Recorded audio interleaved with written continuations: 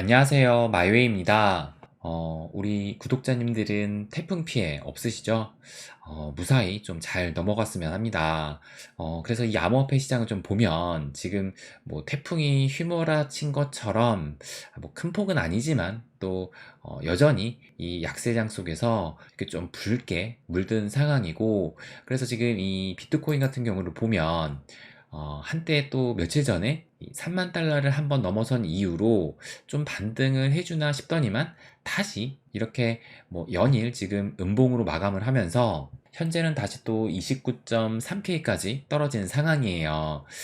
그렇다면 또 이 미 증시 전반적인 자산 시장도 한번 잠깐 살펴보면 보시는 것처럼 어제 이 미 증시는 좀 얼룩덜룩하니 혼조세로 마감이 된 것을 또 알 수가 있습니다. 그런데 어제 좀 빅 이벤트가 있었어요.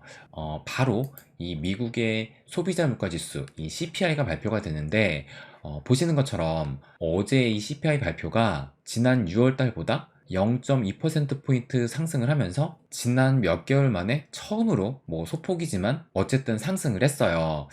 그런데 이 근원 소비자 물가 지수를 보시게 되면 보시는 것처럼 이 근원 같은 경우는 이 에너지와 식품, 그러니까 이 변동성이 큰 자원들을 제외한 물가 지수를 나타내는데, 예상치가 4.8이었고 또 지난달도 4.8이었는데 실제 발표치는 4.7이 나오면서 그래도 0.1%포인트 하락을 했다는 것을 알 수가 있고, 그리고 이 헤드라인 물가지수도 뭐 지난달보다는 0.2%포인트 상승을 했지만 그래도 이 예상치보다는 0.1%포인트 하락을 하면서 이 시장의 평가는 이걸 보시는 것처럼 그래도 이 미국의 소비자 물가 상승률이 둔화 기조를 유지하고 있다라고 이 시장은 판단을 하면서 이걸 또 다시 보시면 요 9월 달에 FOMC 때 이 금리 결정을 여기 보시는 것처럼 이 금리 동결을 무려 90%로, 그러니까 하루 전까지만 해도 86%를 이 금리 동결로 봤는데 어제 이 CPI가 발표난 이후로 이 금리 동결 전망이 조금 더 강화된 것을 알 수가 있습니다. 그래서 어제 미 증시가 처음 이 개장했을 장 초반만 해도 보시는 것처럼 정말 거의 대부분의 종목이 이렇게 초록색을 보이면서 이 상승률도 여기 보시면 뭐 1%가 넘진 않았지만 그래도 1% 가까운 이런 상승을 또 보이기도 했었습니다. 그런데 요걸 다시 보시면 보시는 것처럼 시간이 지날수록 그 상승폭이 점점 줄어들었다는 것을 알 수가 있고, 그래서 결국 이렇게 얼룩덜룩하게 변하면서 그 상승률은 다우가 0.15, S&P 500이 0.03, 그러니까 거의 뭐 제자리고 나스닥은 0.12%로 장 초반의 상승분을 거의 다 반납을 했어요. 그렇다면 왜 이렇게 다 빠졌을까? 뭐 여러 이유가 있겠지만 제가 생각하는 것은 뭐 얼마 전부터 계속 말씀드렸듯이 지금 이 시점은 빠질 때가 돼서 빠지고 있다라고 생각이 들고, 그래서 지금 이 위치에서 뭐 팔 사람은 팔고 좀 숨고르기를 하면서 손바뀜이 지금은 좀 일어나는 구간이다라고 생각을 해요. 그래서 뭐 우리는 뭐 늘 말씀드리지만 이 기준을 잡고 이 기준으로부터 얼마나 변화가 되고 있는지 그것만 좀 체크를 하면 된다라고 생각을 합니다. 그래서 뭐 전반적인 자산 시장은 뭐 그렇게 걱정할 단계는 아니라고 생각을 해요. 뭐 문제는 이 암호화폐 시장인데, 그래서 정말 지금 이 3만 달러도 넘기는 것을 매우 좀 버거워하고 있어요. 그런데 뭐 제가 어제 회원님께도 말씀드렸지만 결국은 시간의 문제라고 생각을 합니다. 그래서 이걸 한번 보시게 되면 지금 현재 비트코인의 유통량 69%가 1년 이상 휴면 상태에 있다라고 하면서 장기 보유의 선호도가 높아지고 있다라고 얘기를 해요. 그런데 지금 이 비트코인 유통량의 69%라고 한다면 지금 이 비트코인의 3분의 2 정도는 현재 꿈쩍도 안 하고 있다라고 볼 수가 있고, 그렇다면 현재 이 시장에서는 3분의 1 정도만 유통되고 있다라고 볼 수가 있어요. 그러니까 뭐 69%면 거의 70%고 나머지 30% 정도만 이 시장에서 유통되고 있다는 건데, 이렇게 유통 물량이 부족한 상황에서는 제가 이렇게 쓴 것처럼 어떤 하나의 이 트리거로 수요 요인만 발생하게 된다라면 투심이 어느 순간 확 개선이 되면서 큰 슈팅이 또 나올 가능성도 높다라고 생각을 합니다. 그래서 요 트윗을 한번 좀 보여드리면 어제 이 마이클 반데 포프가 이 CPI가 발표가 되고 나서 이렇게 속보라고 하면서 그 수치를 전달하고 또 이에 대한 코멘트를 짧게 언급을 했는데 뭐라고 했냐면 이것이 의미하는 것은 두려움이 아니라 계속되고 있다라고 얘기를 하면서 그러니까 아마 이 계속되고 있다는 것은 이 상승 추세가 계속되고 있다라고 저는 생각을 해요. 그래서 이 반대 포프는 I'm buying 나는 계속 사고 있다라고 얘기를 합니다. 그래서 뭐 이렇게 반대 포프도 말했지만 현재 이런 시장 상황을 전혀 두려워할 게 없다라고 생각을 해요. 그리고 꽤 시사하는 바가 있는 이 기사를 한번 좀 보여드리면 이게 오늘 새벽에 나온 기사인데 내년에 비트코인 반감기 이후로 장기 약세장에 진입이 예상된다라는 이런 기사가 또 나왔어요. 그래서 이 기사를 보게 되면 암호화폐 애널리스트인 크레디블 크립토가 말하길 시장의 기대와는 달리 내년 비트코인 반감기 이후 장기 약세장에 진입할 것으로 전망을 한다라고 하면서 그 이유를 뭐 엘리엇 파동 이론에 입각을 해서 이렇게 주장을 하고 있는데 그런데 이런 시나리오는 지금 우리가 생각하고 있는 시나리오와 많이 좀 다른 모습이긴 해요.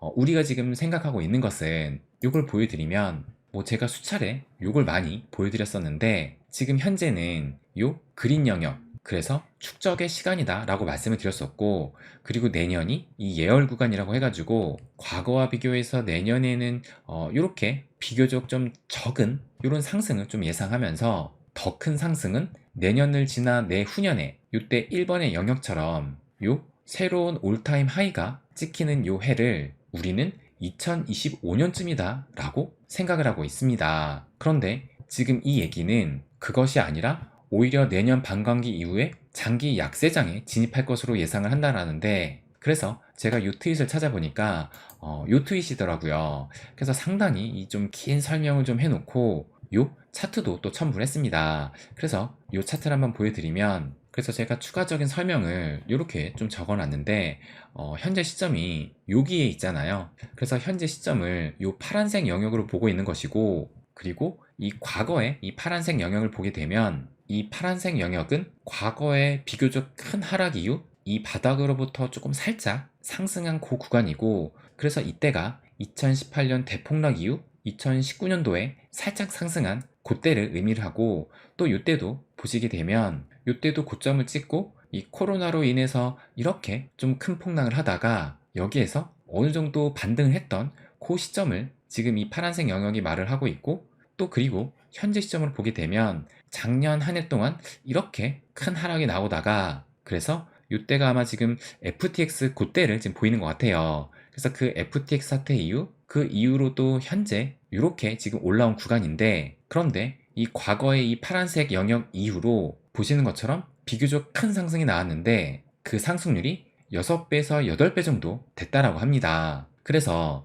이 가격대가 이때는 1100불대에서 9500불대로 그래서 이 범위 내에서 상승을 했었고 또 이때도 마찬가지로 8000달러 부근에서 52000달러로 대략 한 7배 정도로 상승을 했고 그렇다면 지금 현재는 한 16400달러 부근에서 제가 한 6배에서 8배를 계산을 해보니까 98,400달러대에서 13만 달러대까지 요 상승을 좀 기대해 볼 수 있다라고 요 차트가 지금 말을 해주고 있는 거예요. 그럼 그 시점이 언제냐? 또 여길 보시게 되면 요 파란색 영역이 한 104일 정도 됐고 요 초록색 영역은 81일이니까 요 초록색보다 요 파란색 영역이 조금 더 길었고 마찬가지로 이때도 파란색 영역은 207일 그리고 초록색 영역은 180일이니까 이 초록색 구간보다 이 파란색 영역이 더 길었다고 말을 합니다.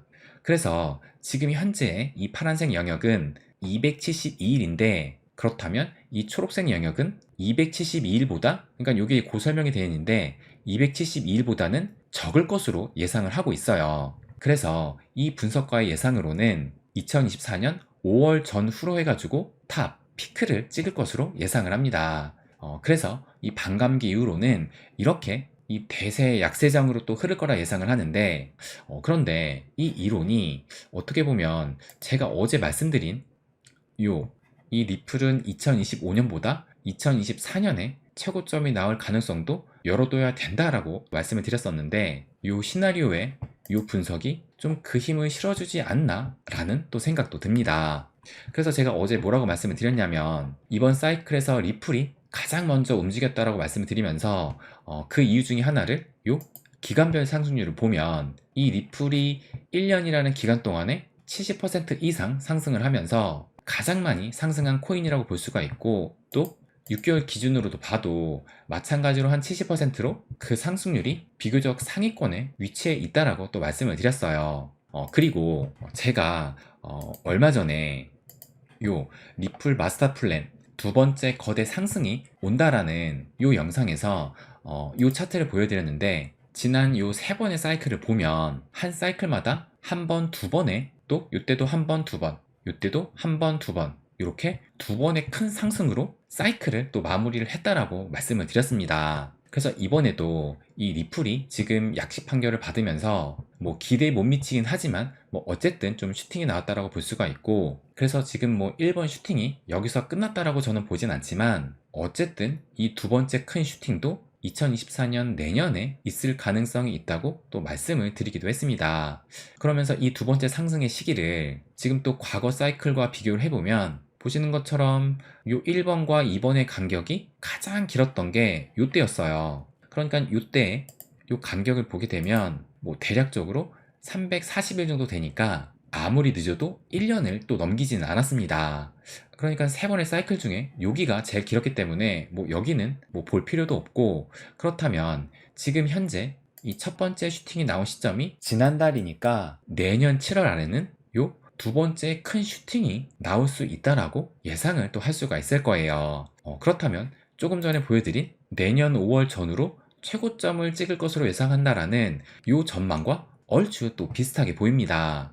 뭐 그렇다고 앞으로 이렇게 될 것이다 라고 말씀을 드리는 것이 아니라, 지금 대부분의 사람들은 아마 이런 시나리오를 생각을 하면서 내년보다 내후년에 좀 더 큰 이 상승을 기대할 수도 있을 텐데, 그것이 아니라 내년에 이 최고점을 찍을 가능성도 충분히 좀 열어둬야 된다라고 말씀을 드리고 싶은 겁니다. 그래서 어떤 시점을 딱 기다리기보다는 뭐 대중들의 포모 정도, 그리고 그때의 상승률, 또 무엇보다 나의 목표 가격에 얼마나 또 부합하는지를 판단을 해서 종합적으로 보고 이 분할 매도 계획을 미리 세울 필요가 있다라고 생각을 합니다. 그래서 또 마지막으로 말씀을 드리면 뭐 내년이든 내후년이든 우리가 바라는 이때는 반드시 또 찾아올 겁니다. 뭐 제가 몇 번 말씀드렸지만 이 자본주의의 자산 시장은 인간의 탐욕으로 또 돌아가고 있기 때문에 우리 인간이 거래를 하는 한 이 또 다른 탐욕과 이 포모가 새로운 대불장을 반드시 또 만들어낼 겁니다. 그래서 우리가 바라는 그날은 꼭 오기 때문에 지금은 그 때를 위한 준비의 기간이다 라고 생각을 합니다. 네, 그럼 오늘은 여기까지 하겠습니다. 항상 제 이야기 끝까지 들어주셔서 감사드립니다. 부자가 되는 길, My Way.